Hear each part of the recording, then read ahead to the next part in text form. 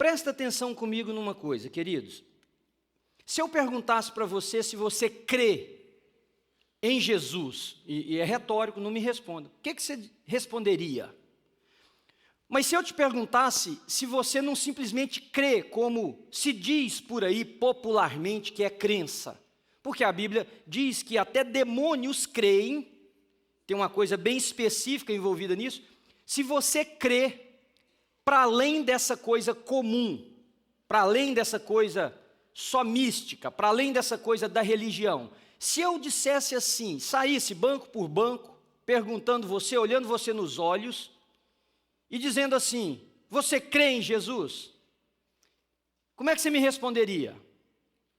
Agora, antes de você responder, pensa o seguinte, quando eu era pequeno, meu pai foi fumante, que eu me lembre toda a vida. E o papai fazia uma coisa conosco, os filhos, que lá eu não entendia, mas depois isso fez muito sentido para mim. Ele botava a gente no colo, e ele dava uma tragada assim no cigarro e soprava na unha dele.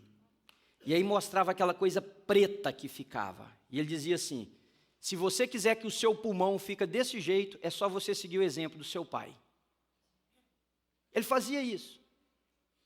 Então eu cresci com aquela mentalidade que o tabagismo era algo extremamente prejudicial para a saúde. E se eu não quisesse ficar com o meu pulmão preto daquele jeito e com aquela coisa asquerosa, eu tinha que ficar longe do cigarro. Mas eu conheço muita gente que sabe disso e voluntariamente pega um cigarro e põe na boca. Eu conheço pessoas que têm a pressão arterial muito elevada e que o médico já disse, olha, sal e você são duas coisas que não combinam. E a pessoa voluntariamente pega o sal e bota na comida. Eu conheço pessoas que estão em início aí de uma cirrose e não conseguem largar uma garrafa, um copo com uma bebida alcoólica. Então, é possível, Barney, está dando muito eco aqui no meu, está ruim para mim. É possível, então, que uma pessoa, por que eu estou te dizendo isso? Porque eu quero te perguntar sobre Jesus, porque se você disser eu creio, eu tenho uma pergunta para te fazer. Por que que o crer não te leva a viver como tal? Porque se você disser eu creio em Jesus, que Ele é o Filho de Deus, isso tem implicações e tem desdobramentos. E engraçado que essa pergunta, para o que eu quero falar para vocês, ela é extremamente importante. Mateus, capítulo de número 16, versículos de 13 a 17, Jesus estava perto dos seus discípulos e disse assim, escuta, tem um burburinho aí na cidade, tem uma coisa acontecendo, e essa coisa envolve o meu nome. Quem dizem as pessoas que eu sou? É essa pergunta que está lá. Um deles disse, estão dizendo por aí que você é João Batista. Outros dizem, você é Elias, voltou. Elias, porque tinha um segmento do judaísmo que cria numa espécie de volta dos profetas no corpo de um outro profeta. Por isso que eles diziam, ele vai no poder de Elias, por exemplo, e algumas outras citações. Havia uma leitura rabínica extra-bíblica que dizia isso. Então, uns estão dizendo que você é Elias. Aí alguém disse também que ele era Jeremias ou um outro dos profetas, mas aí ele virou e disse assim, mas e vocês? Quem vocês dizem que eu sou? E aí nós temos aqui a declaração bacana do nosso irmão Pedro, que diz assim, tu és o Cristo, quem se lembra, está lá, tu és o Cristo, o Filho, e aí Jesus responde para ele, bem-aventurado é Simão Barjonas, porque não foi carne nem sangue que te revelou isso, mas o meu Pai que está no céu. Veja a minha pergunta, você crê em Jesus? Não se apresse em dizer creio, porque aí eu vou te perguntar por que você então não o tem como Senhor da sua vida. E engraçado que diante de nós temos uma prova assim incontestável para nós que cremos que é Jesus. Mas aqui nessa manhã eu tenho certeza que há pessoas que vivem como se Jesus fosse um ícone da religião, um personagem histórico, alguém que dividiu a história num período antes e depois do seu nascimento. Só, ele é Deus, mas ele é um Deus transcendente, ele está tão longe que ele não tem nada a ver comigo aqui, com o pé no chão, com as dores, com os dissabores, com as lutas que eu tenho.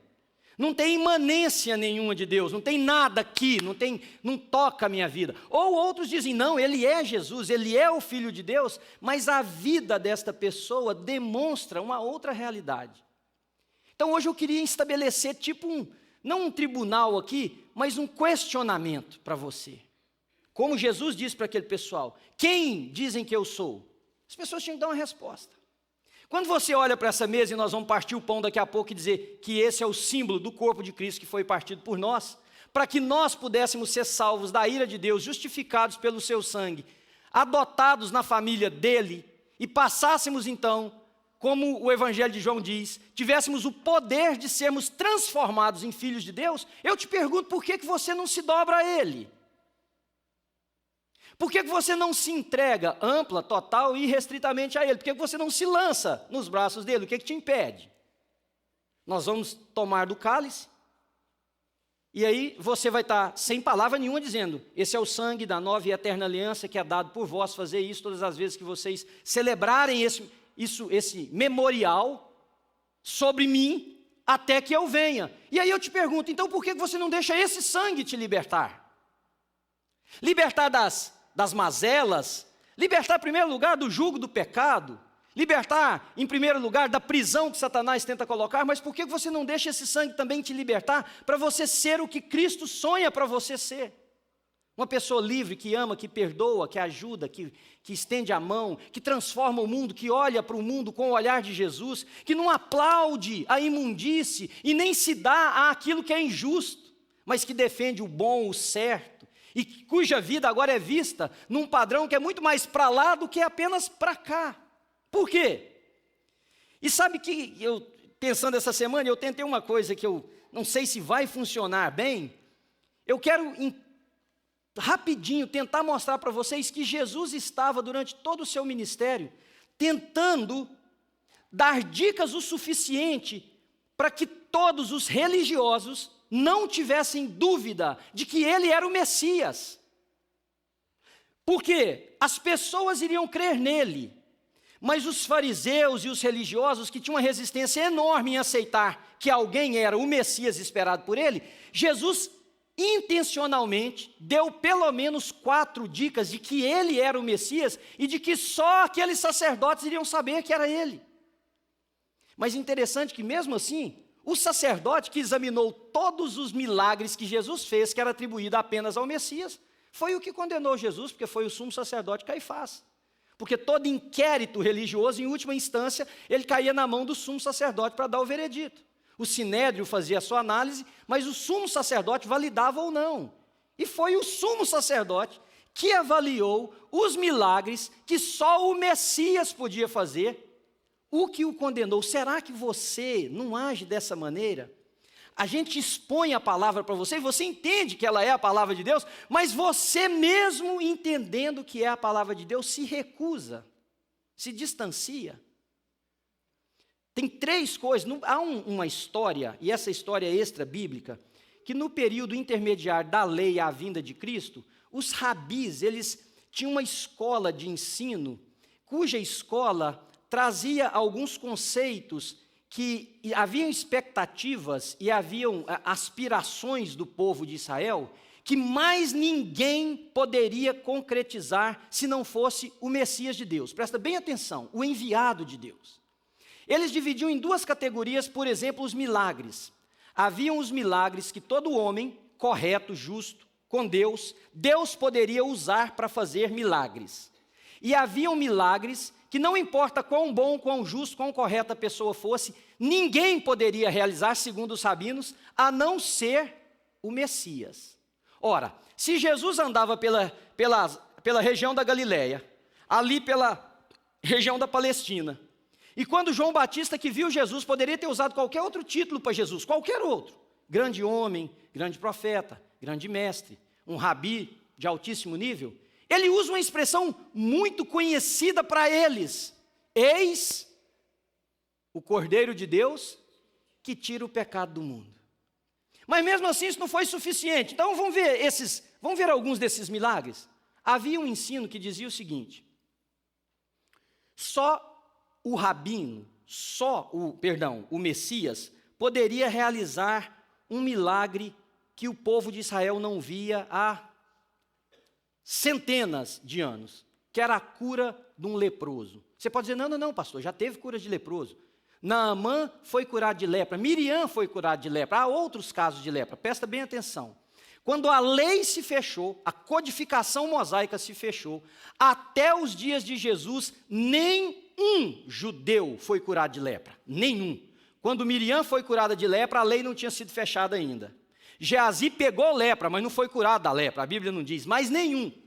Mas se você olhar na sua Bíblia e você for estudar um pouquinho, você vai ver que lá no Velho Testamento, no livro de Levíticos, capítulo 12, 13 e 14, havia toda a codificação de como um sacerdote deveria avaliar uma lepra, para fazer o ritual se aquela pessoa fosse curada. Primeiro, eles iriam averiguar se a pessoa tinha realmente a lepra. Segundo lugar, se a lepra foi realmente extirpada. Terceiro lugar, como que essa lepra foi retirada. Feito isso, eles iriam soltar 2 passarinhos em homenagem, sacrificar 2 passarinhos em homenagem àquilo, e eles iriam fazer uma série de ritual que era lindo e terminava com todo o povo se rejubilando. Ponto. Nunca um sacerdote pôde fazer isso. Nunca um sacerdote pôde fazer isso, porque ninguém havia sido curado de lepra em Israel. Mas agora vejam comigo, Jesus curou um leproso. E se você puder caminhar um pouquinho aí comigo na Bíblia, depois você vê, Lucas capítulo 5, versículo de 12 a 14, Jesus estava numa das cidades andando, viu um homem coberto de lepra. Lucas não diz apenas que ele era leproso, diz que ele era coberto de lepra, o seu corpo estava tomado por essa enfermidade. Quando esse homem viu Jesus, ele prostou-se rogando a Jesus, disse, se quiseres pode purificar-me. Jesus disse, colocou a mão nele e disse, eu quero. E imediatamente a lepra o deixou. Depois você leia o texto cuidadosamente, porque quando ele levanta, Jesus diz, não fala para ninguém, vai e mostra-te aos sacerdotes, para que isso lhes seja por testemunho. Ou seja, Jesus cura um leproso e fala para ele, não vai para casa, não vai para a praça, não vai para os seus amigos, vai lá nos sacerdotes e mostra para eles, porque Jesus sabia que eles iriam iniciar um processo de investigação. Eles iriam ver se aquele homem realmente era leproso, ver se ele tinha ficado curado, segundo os sacerdotes faziam, levava para fora da cidade, raspava um pouco da pele, percebia se a pele estava limpa, decretava a pessoa pura, porque só existia uma forma que um judeu podia ser contaminado por um corpo humano vivo, só uma. O judeu podia ser contaminado cerimonialmente de outras maneiras, mas contaminado definitivamente com um corpo vivo humano era só a lepra. Se ele tocasse num cadáver, ele ficava contaminado cerimonialmente, mas o cara está morto. Se ele tocasse num animal morto qualquer, ele também ficava cerimonialmente impuro, mas é um animal. E se ele tocasse num porco, era o único animal vivo que contaminava, era o porco. Mas de pessoa viva, só a lepra. Então ele tinha que ser decretado pelo sumo sacerdote limpo. E aí o sumo sacerdote faria uma pergunta, como é que você ficou limpo? E aí ele teria que dizer, aquele homem chamado Jesus, disse para mim, eu quero que você fique limpo, e eu fiquei limpo. Por quê? Porque durante esses N anos que se passaram do fechamento da lei ao dia que Jesus apareceu, nenhum judeu havia ficado purificado. E preste atenção, leia a Bíblia depois disso com o seguinte olhar. A partir daquele momento onde Jesus ia, tinha religioso perto dele. Por quê? Porque eles iniciaram um processo de investigação. Eram 2 processos, um chamava de observação e o outro chamava de inquirição. O de observação era ver, aconteceu alguma coisa? Aconteceu. Não, é falso. Eles largavam. Aconteceu. Eles começavam um processo de inquirição. Agora você vai entender por que toda vez eles perguntavam, você é o Filho de Deus? Até no dia do julgamento de Cristo, antes de ser crucificado, o sumo sacerdote pergunta para ele, tu és o Cristo, o Filho de Deus? O que Jesus responde? Tu disseste. Porque eles estavam naquele processo. Mas é possível ver os milagres, é possível fazer o processo, é possível vir à igreja, é possível ser tocado no louvor. Eu quase não saí da cadeira nessa última canção. É possível você se sentir tão tocado que você diz, Deus, como é que eu saio daqui, como é que eu movo, como é que eu ando, como que eu volto para casa, como é que eu falo com meus amigos, como é que eu lido com a minha família. É possível que o seu coração seja tão quebrantado aqui, mas você simplesmente negue. Se Jesus realmente não se revelar a você, e é isso que eu oro que vai acontecer nessa manhã, Jesus há de se revelar, porque as provas são contundentes e você tem visto uma a uma, domingo após domingo, segunda após segunda, todos os dias da semana. Então Jesus cura aquele leproso, e eles ficam atônitos com isso, porque eles sabiam, segundo o ensinamento deles, que somente o Messias iria curar um judeu de lepra, porque por séculos nada havia acontecido. Segundo, havia também um ensino rabínico que dizia o seguinte: se uma pessoa ficasse possessa, um outro podia expulsar o demônio. Mas para expulsar o demônio, ele tinha que fazer algumas coisas, era um ritual do judaísmo. Primeiro, ele tinha que conversar com o endemoniado e perguntar ao endemoniado o nome do demônio. Ele tinha que estabelecer comunicação vocal e ele tinha que perguntar o nome do demônio. Depois de saber o nome do demônio, a pessoa podia exorcizar aquele demônio da pessoa. E isso não era incomum no meio do judaísmo. Vocês precisam se lembrar que a Cabala, um dos movimentos esotéricos mais fortes no mundo, nasceu do judaísmo. Então o judaísmo tinha muita coisa esotérica. Mas os rabinos ensinavam que se uma pessoa nascesse muda e ficasse endemoniada, ninguém poderia expulsar o demônio dele. Porque a pessoa não ia falar que demônio era. Então, se a pessoa não confessasse o demônio que estava possuindo, ninguém poderia livrar aquela pessoa. Jesus expulsou o demônio segundo a norma do judaísmo. Vocês vão se lembrar, ele chegou para uma pessoa endemoniada e disse assim: qual é o teu nome? O que os demônios responderam? Legião, esse é o meu nome porque somos muitos. Então Jesus expulsou demônios segundo aquela coisa. Mas havia uma classe de endemoniados que o judaísmo era impotente, porque a pessoa era muda. E interessante que Jesus fez isso. Jesus libertou da possessão demoníaca, pelo menos em 2 ocasiões que nós sabemos, uma pessoa que era muda e estava endemoniada. Vejam, Mateus capítulo 12, versículo 22, trouxeram-lhe então um endemoniado cego e mudo, de tal modo que Jesus o curou, que o cego passou a ver e o mudo falava e via. A mesma pessoa, estou parafraseando o texto. O cego e mudo falava e via. Mas os rabinos diziam que só o Messias poderia fazer isto. E perto estavam vários dos fariseus, dos saduceus e dos religiosos, que viram que a pessoa era muda, tanto que, vejam, quando você lê a Bíblia, presta atenção nos detalhes. O povo começou a pressionar os religiosos, porque o povo sabia das histórias. Mas vocês não diziam que o dia que um demônio possuir uma pessoa muda, essa pessoa vai ficar endemoniada para o resto da existência dele, ou, se o Messias interferir, ele vai ser liberto? Vai. Acabou de acontecer. Tanto que as pessoas disseram assim: não será esse o Filho de Deus? Mateus 12, depois você lê de versículo 23 em diante. O povo disse: ora, se vocês nos ensinavam que só o Messias poderia expulsar um demônio de alguém que era mudo, e acabou de acontecer, não será este o Filho de Deus? Mas mesmo assim os religiosos não creram.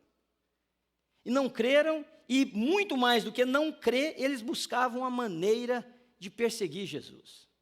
Há uma outra instância que Jesus também expulsou um demônio de uma pessoa que era muda. Em Marcos capítulo 9, versículo 17, o texto diz o seguinte: mestre, eu te trouxe meu filho que está com um espírito que impede de falar, mudo. E Jesus libertou aquela pessoa. Terceiro, para a gente caminhar um pouquinho, havia um outro ensinamento, que somente o Messias poderia curar um cego de nascença. Qualquer pessoa poderia curar um cego, se Deus desse esse dom a essa pessoa, que ficou cego, mas o cego de nascença só o Messias. Por quê?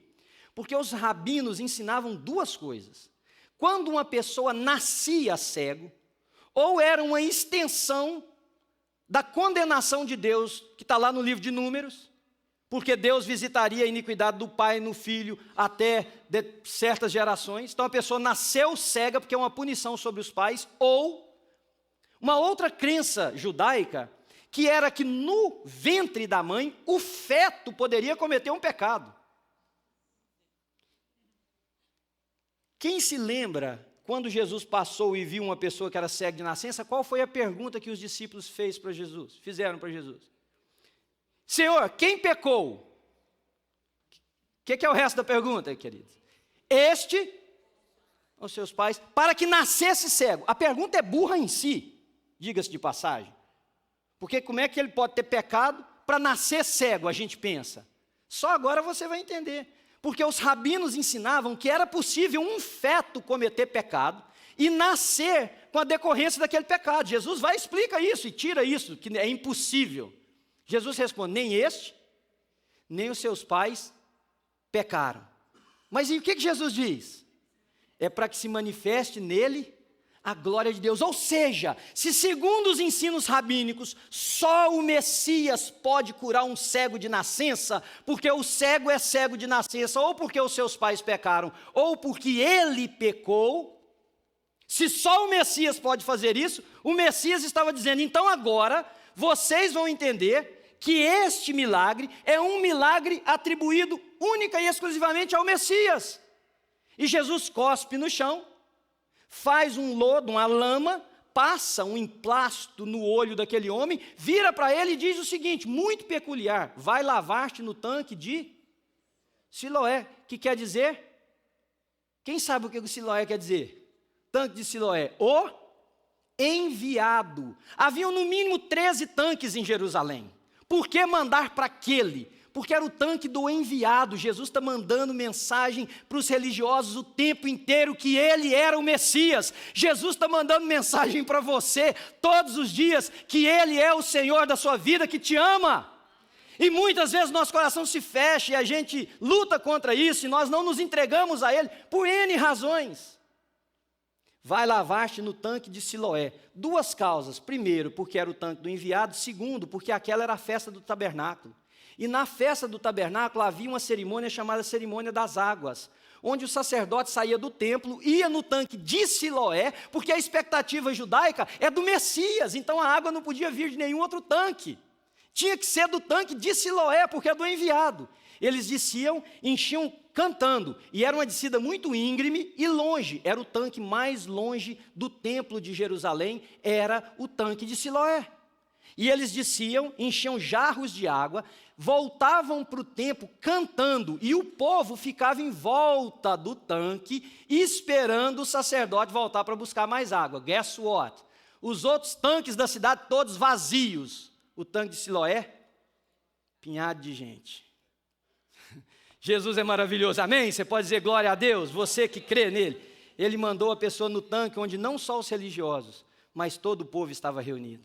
E o cara chega com aquela cara toda suja de barro, uma cena no mínimo estranha demais, e ele se agacha, pega a água, passa nos olhos, e quando ele tira a água, pela primeira vez ele vê o sol, ele vê as pessoas, ele enxerga a cidade, ele tem um impacto de quem agora consegue ver. Eu fico imaginando que ele cobre os olhos um pouco com a mão, porque a claridade talvez lhe ofuscava, ele está tão atônito com tudo que ele vê. Mas alguém chega para ele e diz assim: você parece com um cara que era cego de nascença, que ficava por ali, por aqui. O outro falava assim: não, mas parece, mas não é ele. Por que não é ele? Porque não pode um cego de nascença voltar a ver, a não ser que o Messias estava entre eles. Não pode um viciado se libertar, a não ser. Não pode um pai de família decidir amar sua esposa e seus filhos acima dele mesmo. Não pode uma mãe retroceder numa decisão que está tomada. Não pode um rapaz e uma moça que tem tanta informação dizer: eu não creio. Crer ou mudar apenas se o Messias estiver entre nós. E aí eles disseram, ele virou para o povo e disse: sou eu mesmo. E aí começou um novo inquérito. Presta atenção na Bíblia. Há 3 interrogatórios para esse rapaz. Por que 3? Porque, parêntese aí, rapidinho, eu correndo ali contra o tempo. Porque há tanta coisa que eu queria compartilhar com vocês hoje. Quando o Papa vai canonizar uma pessoa, existe todo um processo de averiguação, segundo a Igreja Católica Romana, se aquele milagre realmente se processou. No caso dos movimentos messiânicos que existiram, era a mesma coisa, porque apareciam alguns doidos dizendo que era Jesus, que era o Messias. Não Jesus, que ele era o Cristo, o enviado de Deus. Então, toda vez que alguém dizia que tinha um movimento messiânico, o sinédrio se reunia e designava uma comissão para averiguar o caso. Caso eles percebessem que aquilo tinha fundamento, eles aprofundavam no inquérito. Caso não, eles abandonavam. O que eles fazem com esse cego de nascença? Chama o cara, leia o texto. As pessoas pegam eles, levam eles lá. Olha aqui, vocês ensinam que quando uma pessoa é cega de nascença, se ele for curado, o Messias chegou. Esse cara era cego de nascença. E aí o texto de João, leia o capítulo de João todinho, do primeiro ao último versículo, cuidadosamente. Eles vão começar a perguntar para ele, você era cego de nascença mesmo? Nasci assim. Eles perguntam para ele assim, quem te curou? Ele falou assim, sei lá, eu era cego, eu não vi o cara. Eu só sei que ele falou que o nome dele era Jesus. Está lá no texto, queridos. Quem é? Eu não enxergava. Mas ele disse que o nome dele era Jesus. Como é que ele te curou? Ele cuspiu no chão, botou um negócio lá, bateu no meu olho e mandou eu lavar. Aí eles não ficam satisfeitos, chamam os pais do cego. Leia o texto. Seu filho era cego? Desde que nasceu. Como é que ele ficou curado? Os pais não respondem. Leia o texto. Os pais dizem assim, ele tem idade suficiente para responder por si, pergunte a ele. Por quê? Porque havia uma lei de que se os pais também aprovassem um milagre que não fosse messiânico como sendo, eles seriam expulsos da sinagoga. Só que expulso da sinagoga não é tirado da igreja, tinha que tirar da cidade, ele parava de ter contato com todo mundo. Os pais com medo dizem, olha, uma coisa nós sabemos, ele era nosso filho, outra coisa nós sabemos, ele era cego e agora ele enxerga, está aí na frente de vocês. Agora, quem o curou, vocês conversam com ele. Aí eles chamam o cara de novo, terceiro interrogatório. E começam, porque eles tinham que fazer isso para saber se aquele milagre era do Messias ou não. E eles chamam o cara e dizem o seguinte, escuta, quem é que te curou? Aí o cara já estava meio chateado, porque ele estava enxergando agora, ele queria sair vendo a cidade. Ele queria ver as meninas da cidade. O cara estava cego, não tinha namorada, ele queria saber quem estava à disposição. Em Jerusalém, festa, ele queria ver os amigos, ele queria, sei lá, ver árvore. Ele disse o seguinte, vocês já me perguntaram, eu já respondi. Vocês estão perguntando de novo, por quê? Vocês querem se tornar discípulo dele também? Aí os caras pegaram vento, né? E disse assim, você nasceu cheio de pecado, filho da perdição. Ele falou assim, olha o que eles dizem. Dai glória a Deus porque esse homem é um pecador. Lê o capítulo de número 9 de João. Aí o cego pira. Porque ele diz assim, vocês me mandam dar glória a Deus. Porque eles estavam dizendo, presta atenção, gente. Deus interferiu e te curou no que só Deus podia fazer. Mas vocês estão dizendo que Deus fez isso pela mão de um pecador? Vocês estão me mandando dar glória a Deus por meio de um milagre realizado por um pecador? E aí as autoridades religiosas não têm mais argumento. Porque eles sabiam que eles estavam diante de um milagre que só o Messias podia fazer. E aí eles expulsam esse cara da sinagoga, do contato social, ostracizam.